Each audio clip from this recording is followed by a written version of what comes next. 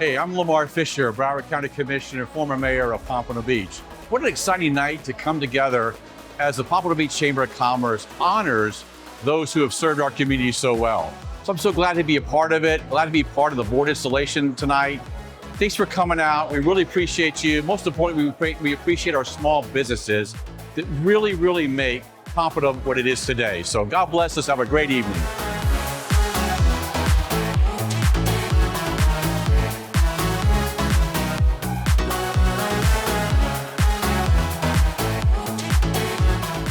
Good evening and welcome to our wonderful event.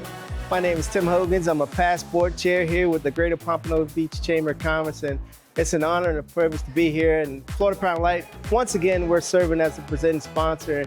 And just look around, it's a great time as always. The Chamber's doing amazing things. Thankful for all of our sponsors and all of our attendees, and of course our awardees as well. And just really happy to be here in a fantastic event. See you soon.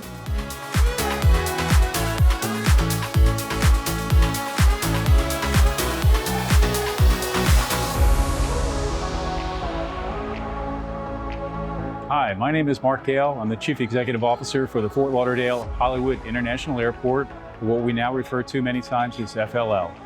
It's really a great honor to be here tonight and to be recognized by the Greater Pompano Chamber of Commerce, a distinct honor and privilege, and I'm blessed.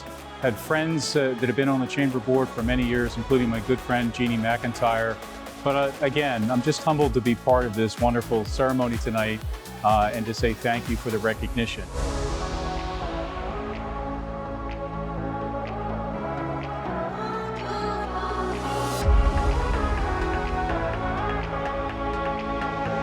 Good evening, I'm Dr. Germaine Smith-Baugh, President and CEO of the Urban League of Broward County.